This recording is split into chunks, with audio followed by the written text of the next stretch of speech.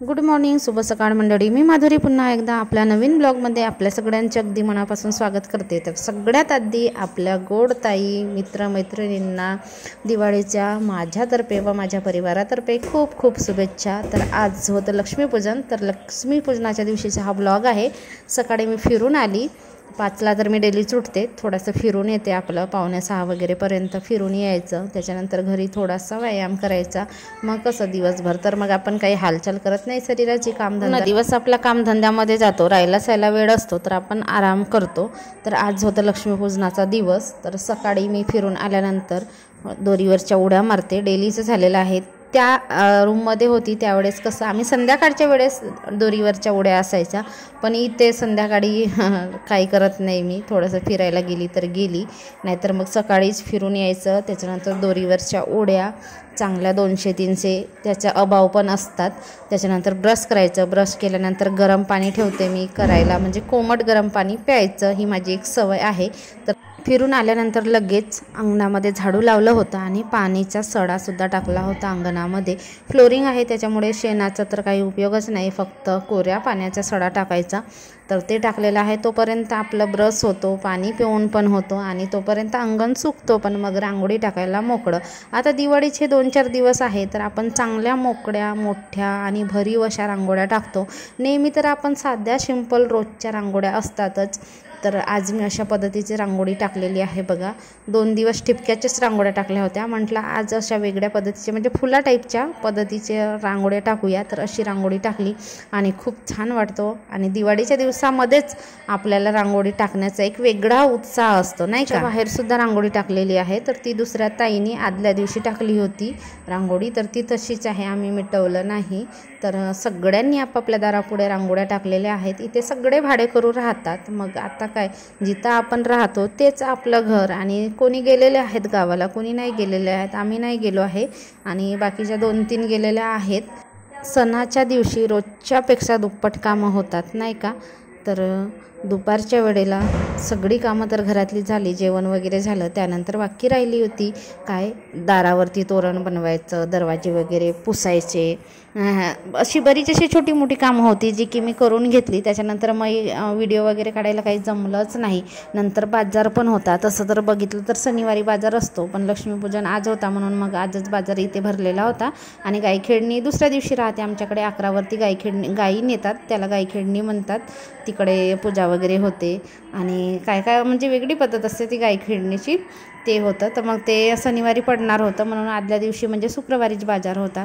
तर मी बाजारला पण जाऊन आली. आणि आमच्या इथे ना बाजाराचं जे टेंडर आहे ते माझ्याकडेच असते, हे जात नाही कधीच. आणि यांना काही सांगितलं तर ते आणत पण नाही, म्हणजे मलाच करावं लागतं बाजार नेहमीसाठी.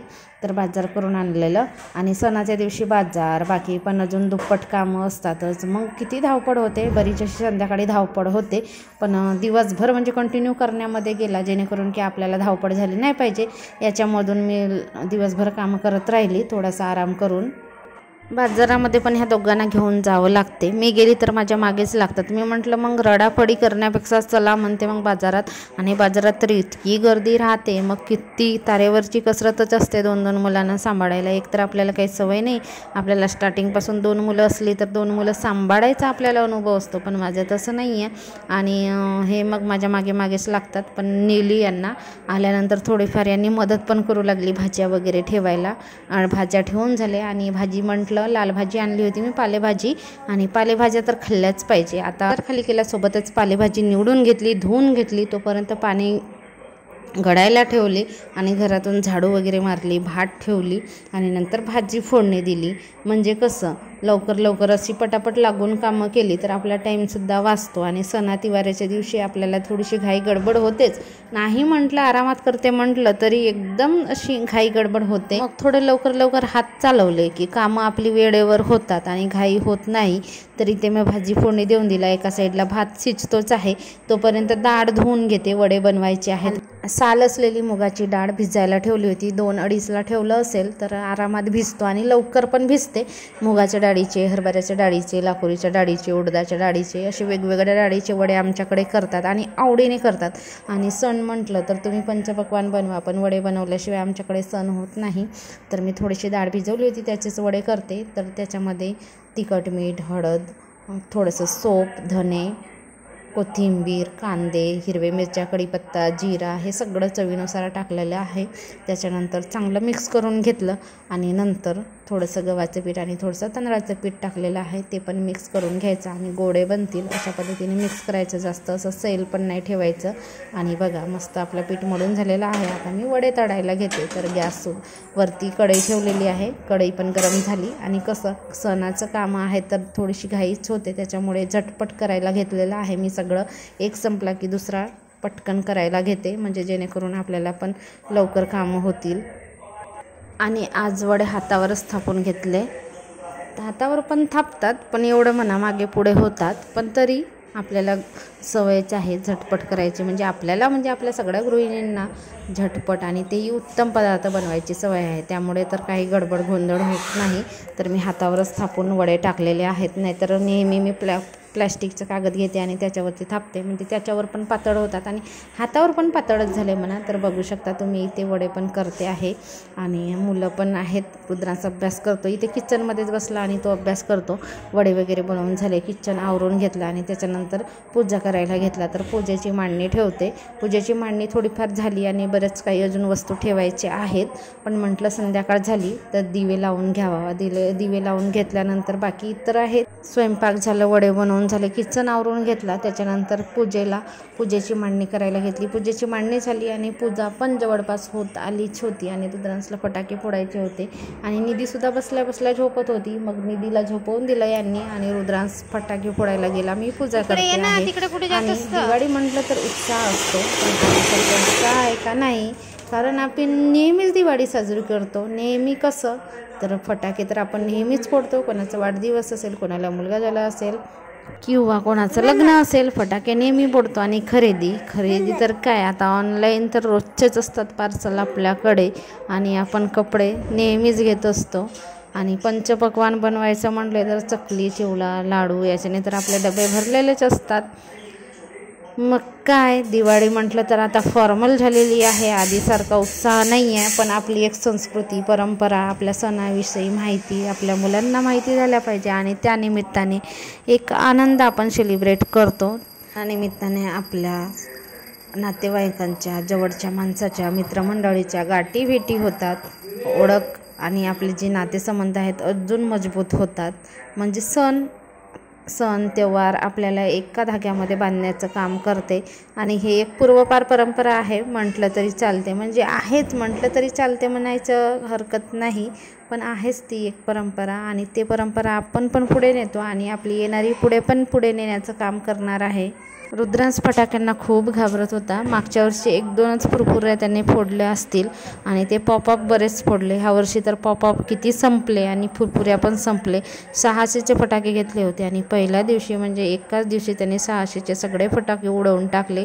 आणि मागच्या वर्षीसुद्धा काही फटाके राहिलेच होते, ते सुद्धा लावल्यानंतर रांगोळी तर बघा किती छान दिसते. नेहमीप्रमाणे तुळशी जवळची आणि दारामध्ये काढलेली रांगोळी. बाजूच्या ताई वगैरे गावाला गेल्या होत्या तर त्यांच्या पण दारात काढलं आणि दिवे पण लावून दिले आणि अशी पूजा मांडणी केली होती.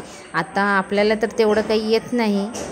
मी कसं इकडे लग्न झाल्यानंतर बाहेर राहते तेव्हापासूनच मी पूजा वगैरे करते, म्हणजे मांडते पूजा वगैरे. नाहीतर घरचे आई वडील किंवा सासू सासरे हेच करतात.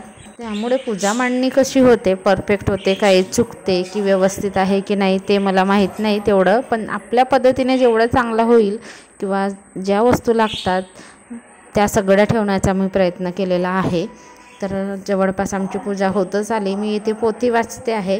आता सणच आहे म्हटलं तर पोथी वाचावं. रोज तर नाही वाचत, पण लक्ष्मीपूजा वगैरे होती त्याच्यामुळे पोथी वाचली. आणि रुद्रांशचे पप्पा फटाकेच फोडत आहेत. फटाके काय आता रात जोपर्यंत संपत नाही तोपर्यंत फटाके फोडणं चालूच राहणार. आणि सगळीकडून फटाके फोडल्याचा आवाज येत होता आणि आकाशामध्ये पण असे फटाके जात होते आणि सगळीकडे एकदम झगमग होत होता फटाक्यांमुळे. आता मी इथे राहतो, हे सिटी आहे आणि सिटीमध्ये सगळे चांगलेच लोक राहतात. मग काय कमी आहे का लोकांकडे पैशाचं? सगळे काय करतातच करतात. तर बरेच छान छान असे फटाके फोडत होते. नंतर निधीसुद्धा उठली. नंतर तिला फुलझड्या दिल्या. तिला तर काय गंमतच वाटली, मजाच वाटली. आणि ती 2 वर्षाची आहे आता. तर तिची आता दुसरी तिसरी दिवाळी आहे. तिला तर मजाच वाटली आणि ह्या दिवाळीला ती आमच्यासोबत आहे. झोपून उठली तर तिला आता फटाके फोडायला दिले. अजून जेवण पण झालं नव्हतं तिचं. बरं झालं की ती झोपून उठली, नाहीतर उपाशी राहिली असती. चांगले फटाके फोडले, म्हणजे बऱ्याच वेळपर्यंत फटाके वगैरे फोडले आणि काही सणाचं बनवलं होतं तर ते खाल्ले. त्याच्यामुळे जेवायला पण उशीर झाला. नंतर जेवण वगैरे केलो आणि घरामध्ये तर सगळीकडे लायटिंगच होते. बाहेर पण मस्त असा उजाड ठेवलेला होता. लक्ष्मीपूजनाच्या दिवशी तर ठेवलाच जातो. गावाकडे केळीचे पानं, आंब्याचे पानं मुख्य द्वारावरती बांधले जातात, म्हणजे अंगणाच्या इकडे जिथून आपण घरामध्ये एंट्री करतो अंगणामध्ये, तिकडे आमच्या गावाकडे असं बांधलं जातं आणि खूप छान वाटतं. अंगणभर रांगोळ्या, शेणाच्या सडा आणि खूप छान वाटतं. गावाला तर आम्ही मिस करतो. गावाला जाणार होतो पण गावाला काही जाणार झालंच नाही.